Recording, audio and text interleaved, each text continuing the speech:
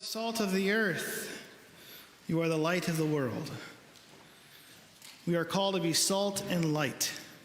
I think the first important thing for us to recognize is oftentimes we hear Jesus' words and we think it's about us personally.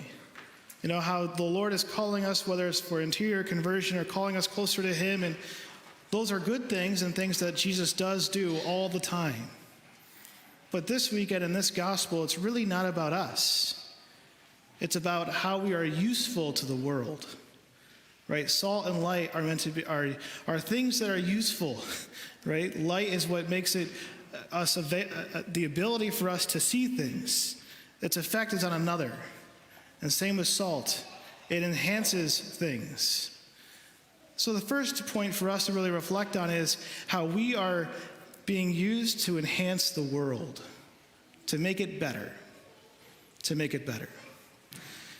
This past Friday evening, I was invited to this event called Parish, which, if you haven't heard of it, Parish is a Catholic event in our diocese that gathers married couples. And it's a wonderful night where all these different couples come together. It was almost 400 people, and it's just a celebration of marriage.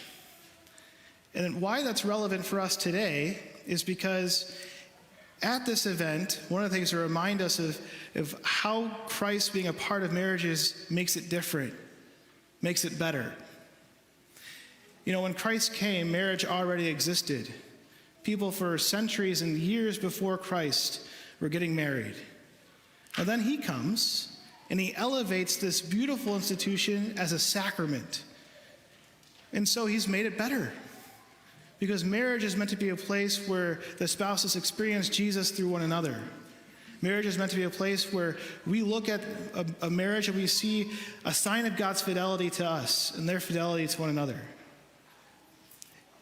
Christian marriages are meant to be salt of the earth, because when we look at Christian marriages, we say, there's the Christ difference.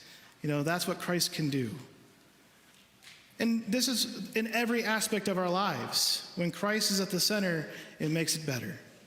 It makes our businesses better, because instead of being necessarily profit-driven, we're people-oriented and purpose-driven. So the first thing for us to reflect on is, how do we make the world better? By being the salt of the earth.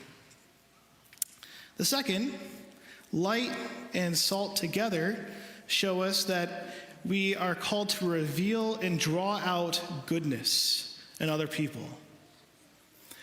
I consider this, light is the way that we see the good of other people, It's how we see one's goodness, which frankly can be difficult at times. And salt is where we encourage people to be the person they're called to be. Because of their goodness, we know that they can be a great saint. An example of this, I think, is, we'll go to football for a moment, because why not, right? But every NFL team has a coach and a GM. And what's the GM's job? The GM is meant to find and identify talent. They're the light. They're the ones who help us to see those athletes that are good enough to play in the NFL. What's the coach supposed to do? The coach is meant to be like the salt that draws out the goodness, right? When you think about salt, one of the interesting realities of that is you put that on steak, it doesn't just make it better, it draws out this flavor of the steak. It makes it taste more like steak, which you can tell I like steak. So that's what we're called to be. We're called to reveal God's goodness in other people and draw it out, and encourage them to be the saints they're called to be. And finally, we're called to be preservers of the church. Salt preserves. It's a preservative. It protects food from breaking down and spoiling. And when you think about that for us as Christians in this church, we're called to protect the church from breaking down and disappearing. The worst thing that could happen for us would be when we go up to the good Lord and meet Him and we say the church disappeared in our time. Can't.